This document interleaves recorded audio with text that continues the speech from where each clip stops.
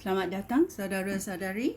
Hari ini kita mau bersambung untuk mengenali pahlawan-pahlawan di dalam Alkitab.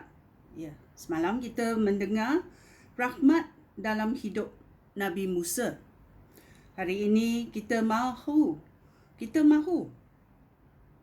kita sudi mendengar rahmat dalam hidup Gideon.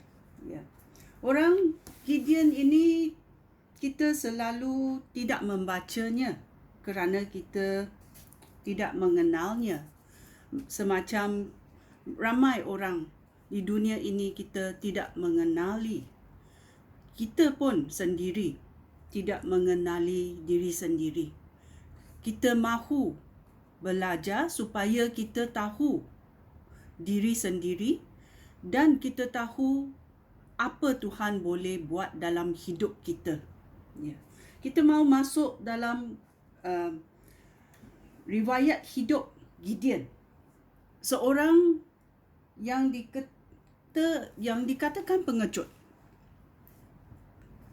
Mari kita mendengarnya dalam Hakim-Hakim babak ke-6. Ya, kita masuk mendengarnya. Sekali lagi umat Israel berdosa terhadap Tuhan. Oleh itu, Tuhan membiarkan orang Midian menjajah mereka selama 7 tahun. Orang Midian lebih kuat daripada umat Israel. Itulah sebabnya umat Israel bersembunyi di dalam gua dan tempat lain yang selamat di bukit-bukit. Setiap kali orang Israel bercucuk tanam, orang Midian datang bersama dengan orang Amalek dan suku lain dari padang gurun, lalu menyerang orang Israel. Mereka berkemah di negeri Israel, lalu memusnahkan semua tanaman di sana sampai ke daerah di sekitar Gaza di selatan. Mereka merampas semua ternakan umat Israel, domba, lembu dan keldai. Tidak ada sesuatu pun yang tinggalkan, sehingga umat Israel tidak mempunyai makanan sama sekali. Dalam ayat 1 kita tahu mengapa ini berlaku. Dia berkata, sekali lagi umat Israel berdosa terhadap Tuhan. Ya, mari kita bersambung dalam ayat 5. Mereka berduyun-duyun datang dengan ternakan dan kemah mereka yang banyak sekali, umpama kawanan belalang yang besar. Mereka dan unta mereka terlalu banyak sehingga tidak dapat dihitung. Mereka datang memusnahkan negeri itu, dan umat Israel tidak berdaya menentang mereka. Mereka ini adalah orang Midian dan orang Amalek dan suku lain di padang gurun. Ya, kerana umat Israel berdosa, Tuhan mengizinkan orang Midian, orang Amalek dan suku lain untuk datang memusnahkan hidup ini umat Israel. Ayat 7. Kemudian umat Israel berseru. Ya, mereka sudah terlalu berderita dan mereka berseru meminta Tuhan menolong mereka untuk melawan orang Midian. Oleh itu, Tuhan mengutus seorang nabi kepada mereka. Nabi itu berkata, "Beginilah firman Tuhan Allah Israel. Aku akan menyelamatkan kamu daripada perhambaan di Mesir. Aku telah menyelamatkan kamu daripada orang Mesir dan penduduk negeri ini yang melawan kamu. Aku mengusir mereka ketika kamu menyerang mereka. Lalu, aku memberi kamu negeri mereka." Dalam ayat 9 dia berkata, "Aku memberi kamu negeri mereka."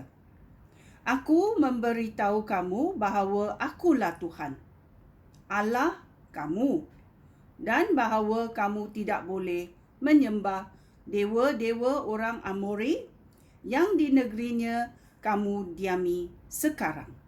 Tetapi kamu tidak mentaati firman aku. Ya. Tuhan berkata dalam ayat 10, tetapi kamu tidak mentaati firman aku. Sungguh menyedihkan Tuhan kerana umat Israel, umatnya tidak mentaatinya. Ya.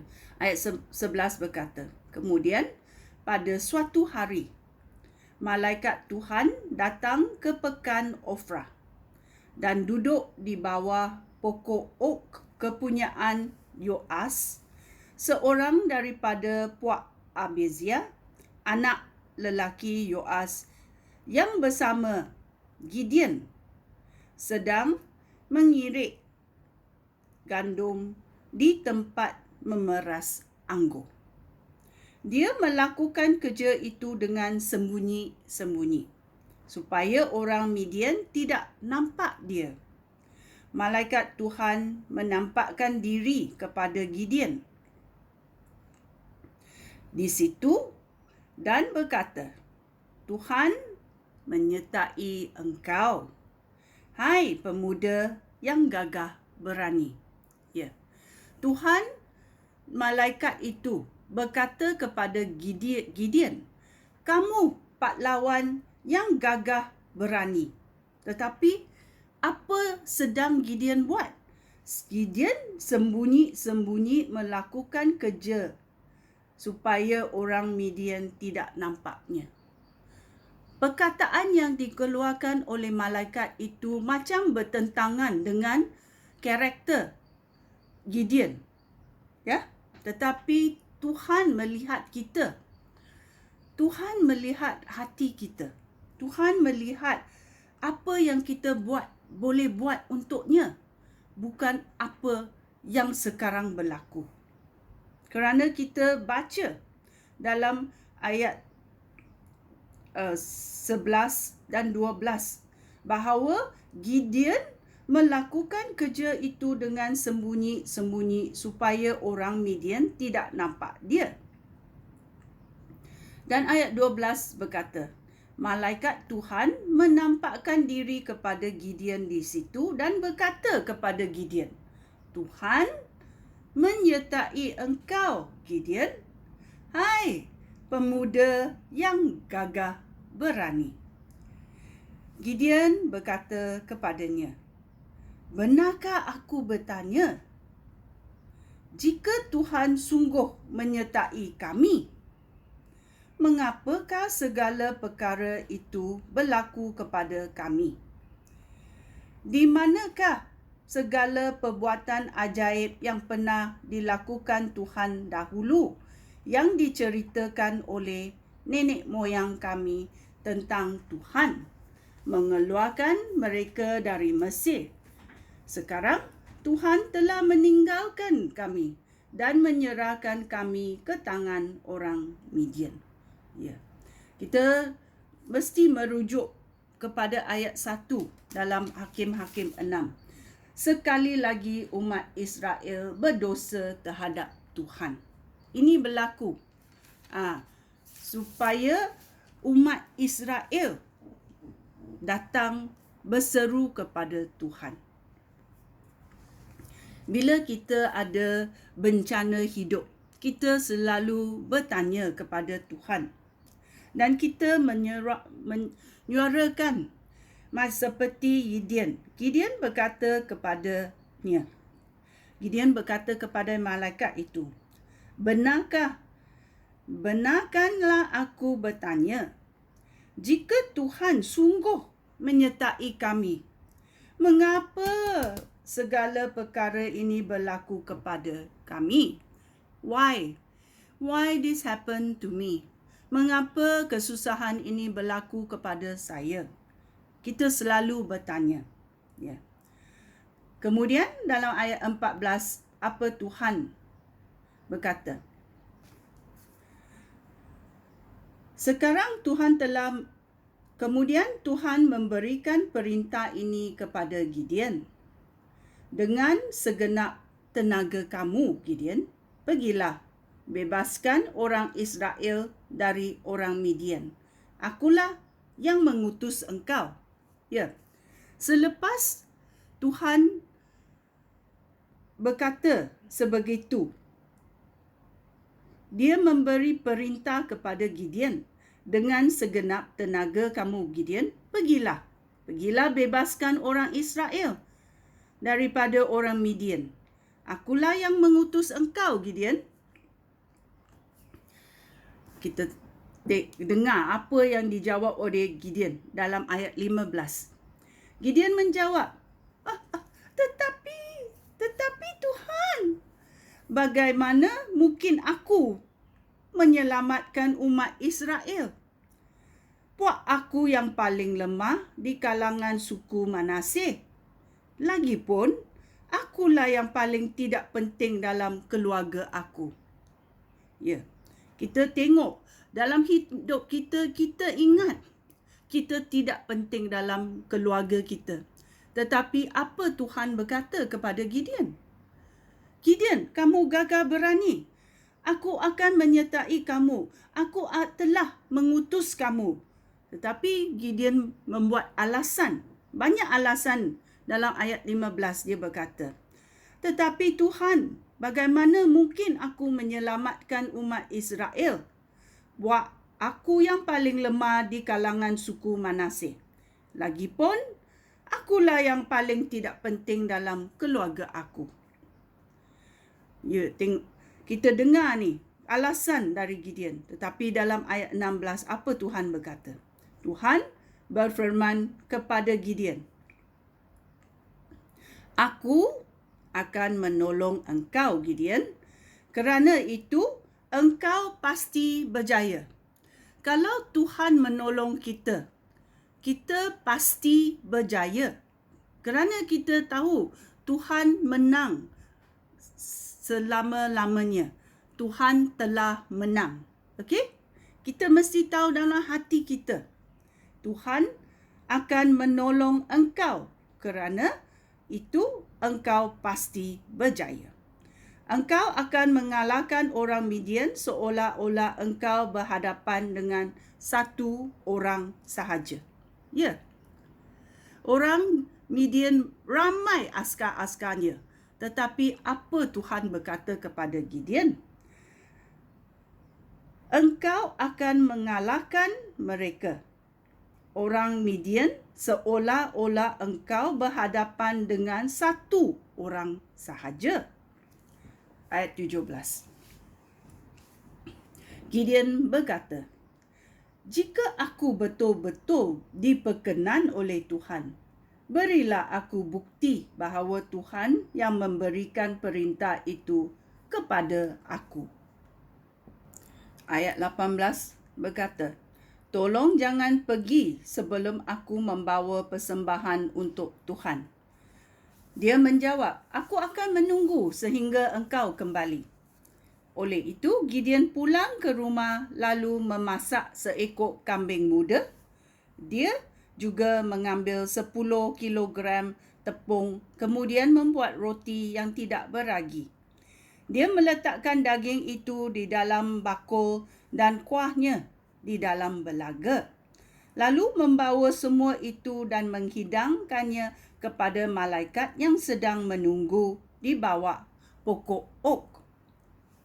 Malaikat Tuhan berkata kepadanya, letakkanlah daging dan roti itu di atas batu ini, dan tuanglah kuah daging itu ke atas semuanya.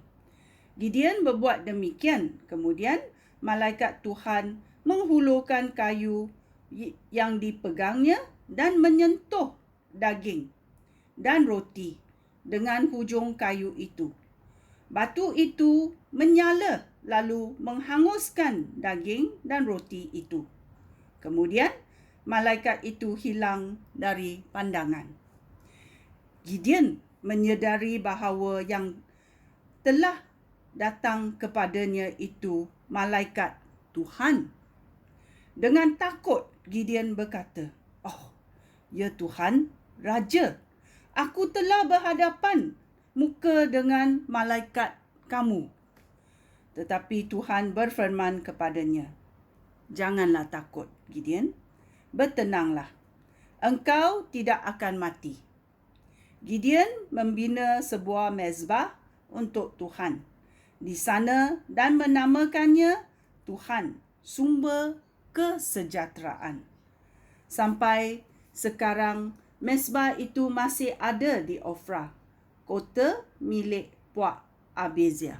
Ya. Kita tahu bila Tuhan menyertai kita, kita mesti berjaya. Itulah adalah rahmat Tuhan yang diberikan kepada hidup Gideon. Kerana dalam babak 7, Hakim-Hakim, babak 8, kita mendengar cerita selanjutnya mengenai Gideon. Rahmat dalam hidup Gideon itu dipamparkan dalam cerita dalam Hakim-Hakim babak 6, 7, 8. Kita boleh juga tahu bila Tuhan memanggil Gideon untuk membebaskan umat Israel daripada askar-askar dan orang Midian. Israel hanya tahu kegagalan kerana apa? Dalam Hakim-Hakim babak 6 ayat 1 berkata, "Sekali lagi umat Israel berdosa kepada Tuhan." Inilah berlaku bencana yang dihadapi oleh umat Israel kerana mereka tidak percaya kepada Tuhan, tidak mahu balik kepada Tuhan kerana mereka menyembah menyembah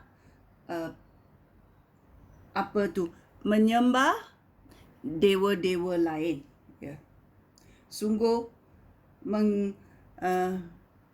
sedihnya kerana mereka sudah tahu Tuhan adalah Tuhan yang menguasai segalanya, tetapi mereka pergi menyembah dewa lain. Ya. Ya. Itulah kita tahu dalam cerita Gideon, Tuhan membimbing Gideon supaya dia tahu dengan penyertaan Tuhan dia akan percaya dan dia akan berjaya. Percayaan itu sangat penting. Rahmat Tuhan sangat penting kerana dalam diri kita sendiri sebagai manusia kita tidak dapat melakukannya. Tetapi dengan penyertaan Tuhan kita boleh melakukannya. Sampai Tuhan berkata, bila kamu mengalahkan orang Midian, seolah-olah engkau berhadapan dengan satu orang sahaja. Ya, sungguh baiknya Tuhan. Tuhan sangat belas kasihan kepada orang Israel. Dan dia telah berkata kepada Gideon, "Tuhan menyertai engkau, hai pemuda yang gagah berani." Tuhan telah mengutus engkau, Gideon, untuk membebaskan umat Israel dari tangan orang Midian. Adakah dia berjaya?